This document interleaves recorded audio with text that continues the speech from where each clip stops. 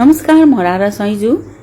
छिटो मिठो बालबच्चालाई टिफिन पठाउन र बुवा आमा दाँत कमजोरको लागि र हाम्रै लागि पनि एकदमै छिटो खाजा बनाएर देखाउँदैछु। यसको लागि 1 कचौरा सुजीमा 1 कचौरा दही, स्वाद अनुसार नुन चिनी राखेर 20 मिनेटको लागि उता राखिदिनु र यता हामी सामान तयार पारौं। तेल तातेपछि तोरी र मासको दाल थोरै, चनाको दाल थोरै र कडी पत्ता राख्नु होला। यसको लागि एकदम इम्पोर्टेन्ट र हरियो खोर्सानी र प्याजलाई मसिनो काटेर मजाले भुट्नु होला। यता आलु बोइल गरेर यसलाई मजाले म्यास गरिओरी मजाले भुट्नु होला र यसमा थोरै बेसार र जिराको धुलो, नुन र खोर्सानी स्वाद अनुसार राखेर यसलाई चाहिँ चिसो पारेर हामीले चपलाई जस्तो सानो पारेर च्याप्टो पारेर एक ठाउँमा राख्नु होला।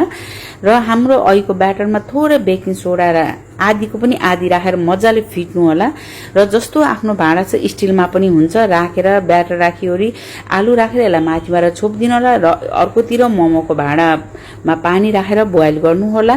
यसरी राखिसकेपछि हामीले हेर्नु होला एकदमै राम्रो केक जस्तै फुलेर एकदमै स्पोन्ज हुन्छ, एकदमै राम्रो देख्दा पनि खाँदा पनि एकदमै मिठो।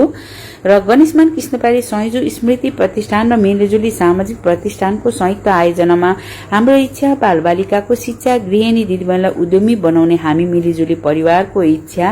हेर्नुस्, हेर्दा पनि कस्तो राम्रो भित्र त्यो आलु एकदमै राम्रो पनि देख्छ।